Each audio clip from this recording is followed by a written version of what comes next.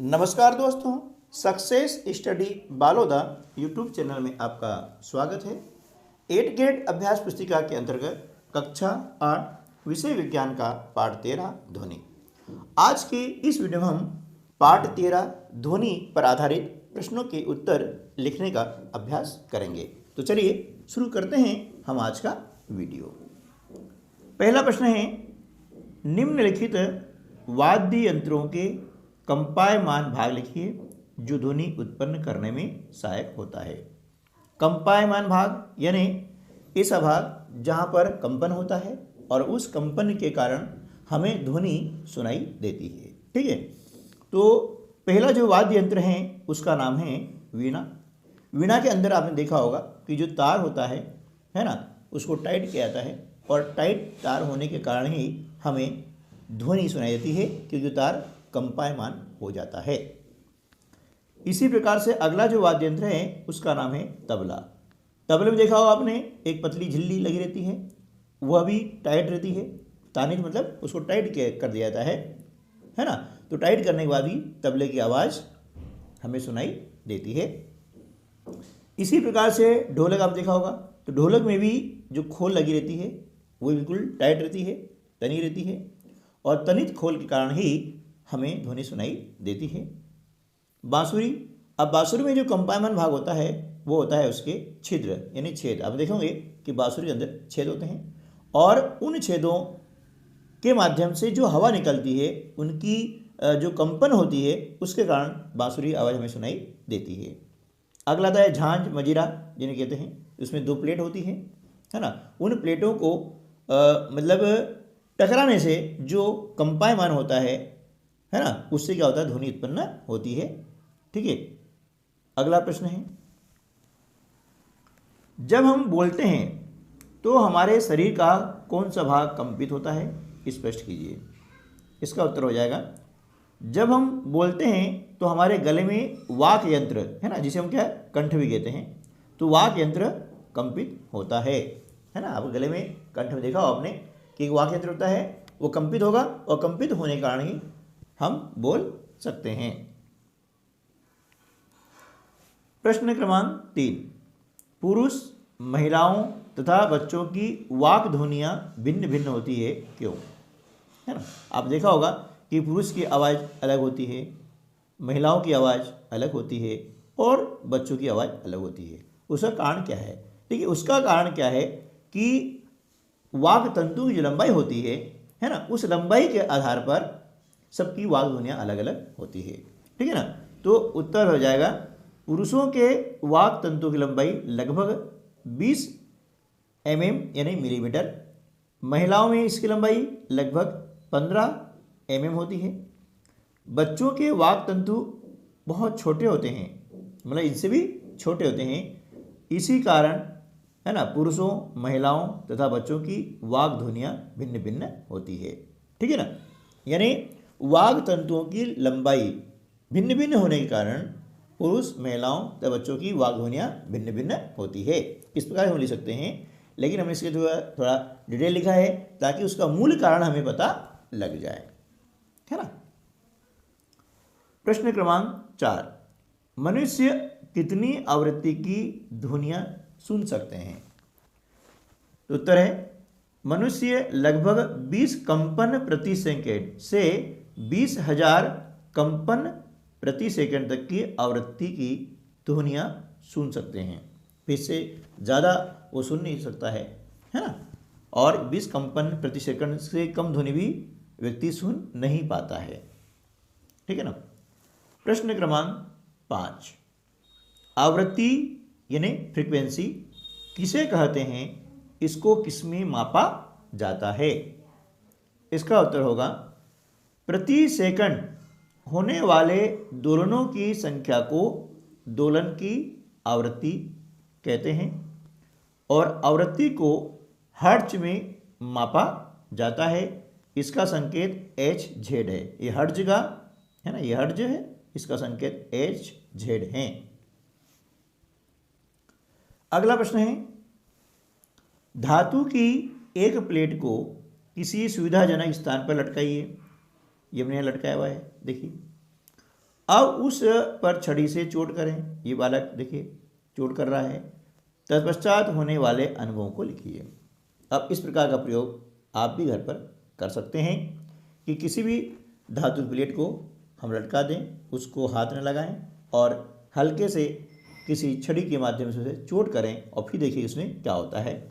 तो क्या करना है, देखिए धातु की एक प्लेट को छड़ी से चोट करने के पश्चात प्लेट क्या होती है, ध्वनि उत्पन्न करती है। अब देखा होगा जैसे घंटी हमारे बजाई जाती है ना, घंटी का भी उपयोग करते हैं रोज, तो घंटी बजाते हैं तो उसमें जब चोट करते हैं तो ध्वनि उत्पन्न होती है और प्लेट को धीमे से उंगली को छूने पर कंपनों का अनुभव होता है। ठीक है, अब जो चोट करें और चोट करने के बाद में आप हल्के से ऐसे उंगली लगाएंगे तो आप देखेंगे कि उसमें कंपन हो रहा है। और यदि उस जैसे स्कूल की घंटी को आपने पकड़ लिया है और फिर ठोका लगाया है तो उसमें आवाज़ नहीं होती है, क्योंकि वो कंपायमान नहीं हो पाती है। ठीक है ना, ये प्रयोग आप स्कूल में भी कर सकते हैं।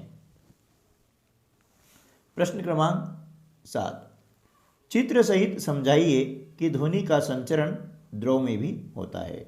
द्रव यानी जैसे पानी वगैरह है, तो इसके लिए हम एक प्रयोग करते हैं। क्या करते हैं कि एक घंटी लेते हैं, देखिए है ना, और इस घंटी को ऐसा जो टब होता है, नहाने का टब होता है, स्नान टब इसे कहते हैं, उसके अंदर हम ले आते हैं और उसको बजाते हैं। ध्यान रखना है कि ये जो किनारे हैं है ना, इससे वो नहीं टकराना चाहिए, बजाओ।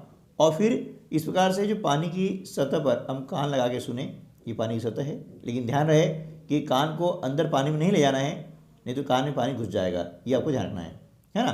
तो इस पानी की सतह से ऊपर थोड़ा कान रखना है और इस घंटे की ध्वनि को सुनने का वो प्रयास करना है।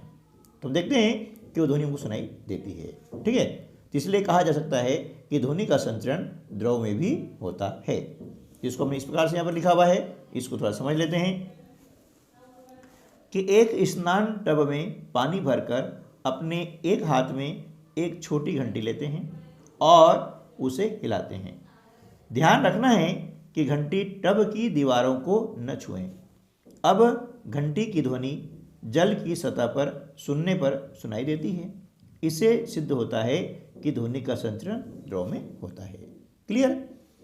आपको 8th ग्रेड अभ्यास पुस्तिका के अन्य विषयों के वीडियो प्राप्त करने के लिए भी इस वीडियो के डिस्क्रिप्शन बॉक्स में लिंक उपलब्ध करवाई गई है। उन लिंकों के माध्यम से आप सभी विषयों के हिंदी, गणित, अंग्रेजी, गणित है ना, विज्ञान, समाज विज्ञान, सभी विषयों के वीडियोस आप प्राप्त कर सकते हैं और अपनी 8th ग्रेड अभ्यास पुस्तिका को कंप्लीट करके उन्हें याद करके वार्षिक परीक्षा में सर्वाधिक अंक प्राप्त कर सकते हैं। चलिए अब प्रश्न क्रमांक 8, संगीत में ध्वनि स्वर से किस प्रकार भिन्न है? सुस्वर यानी इसे हम कहते हैं संगीतमय ध्वनि, है ना। तो सुस्वर ध्वनि वह है जो कानों को सुखद लगती है, मतलब अच्छी लगती है, कर्णप्रिय होती है ना। जैसे हारमोनियम व सितार के तार द्वारा उत्पन्न ध्वनि कैसी ध्वनि है? सुस्वर ध्वनि है, हमें अच्छी लगती है। जबकि अप्रिय ध्वनियों को शोर कहते हैं। जो अप्रिय ध्वनियाँ होती हैं है ना, उन्हें हम शोर कहते हैं। कैसे? जैसे बस, ट्रक आदि के हार्न की जो ध्वनि होती है वो हमें क्या होती है? शोर सुनाई देती है, अच्छी लगने लगती है, कर्णप्रिय नहीं होती है ना।